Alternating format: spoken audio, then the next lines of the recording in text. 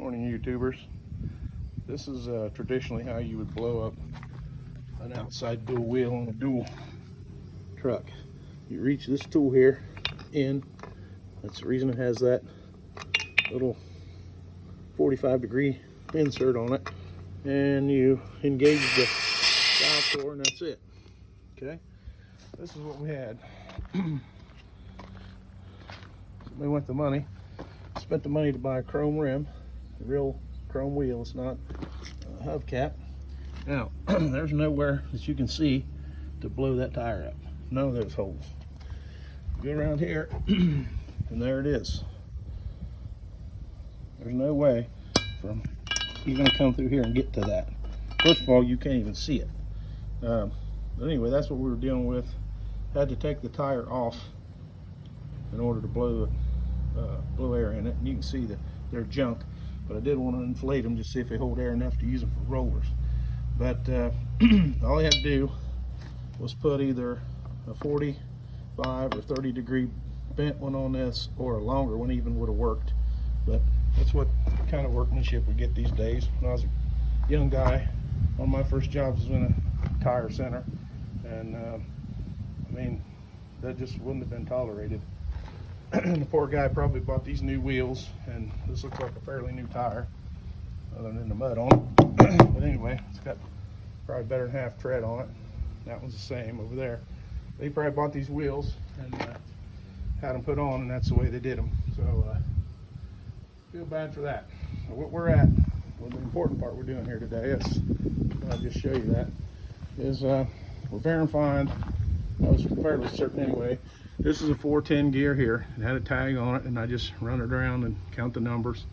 But this is a 10 and 41, and we're getting ready to drain the front differential. It's still intact, but I'm almost positive these are 410. Every one of these I ever had, except one, was a 410. Every old square body 1-ton I've had, and I've had a bunch of them. I had one time as a diesel that had 456s in it.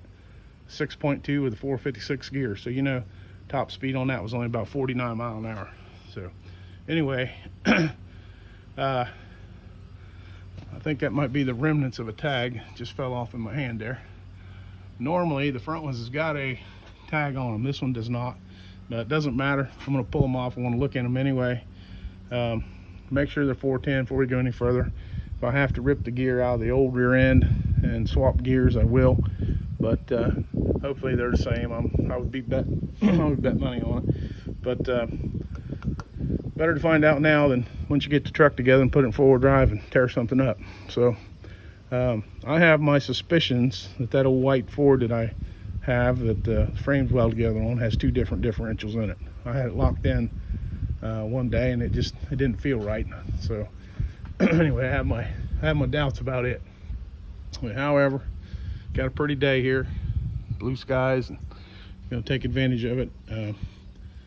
Gonna tear this front diff cover off and take a look at it, and we'll start evaluating what this thing kind of shape it's really in. I'm not gonna restore this truck. I just want to repair it and make it roadworthy and, you know, a good driver. So not interested in putting everything brand new on this truck.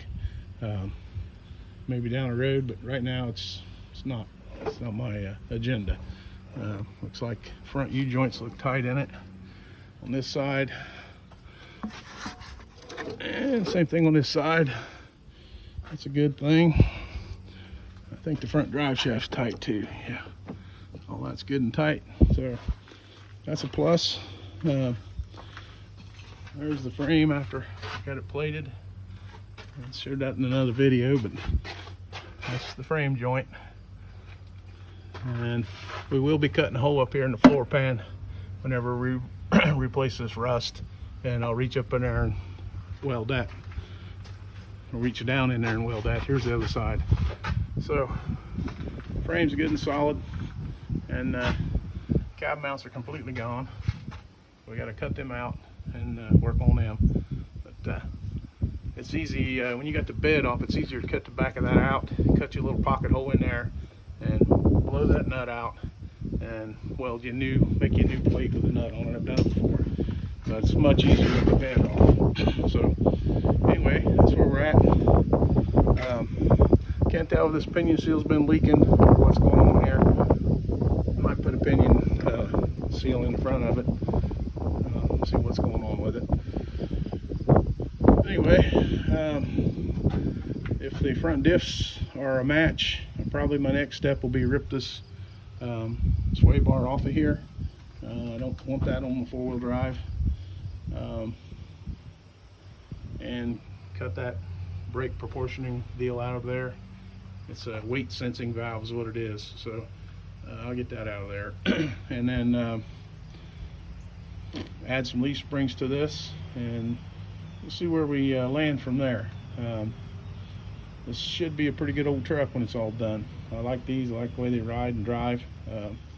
They don't ride particularly well. They ride pretty firm, but I kind of like the way they ride. Wouldn't want to drive it to California, but for beating around here, it's pretty cool.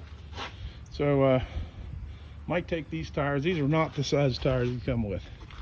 These are oversized. These are 235/85s, and they come with 215/85s, which is what was on the back.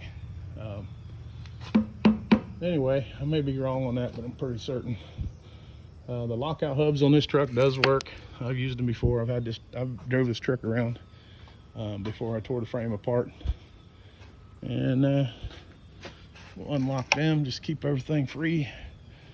But these two front tires are the size that fit on my Ford Wrecker, so we'll be taking those, and they don't have any weather cracking or anything on them. They're in nice shape, so we'll take them, probably put them on the Wrecker, and put some of these little short ones on here to build this thing so we can get the ride height correct and etc. But that's where we're at, and I think we'll pull the front diff cover off, and if that's a 410 gear, then I'm going to cut all this crap off and start on the leaf springs. If it's not, I'm going to cut all this crap off and change the ring and pinion, and then start on the leaf springs. So either way, we're going to go on with the rear end here today. So thanks for watching.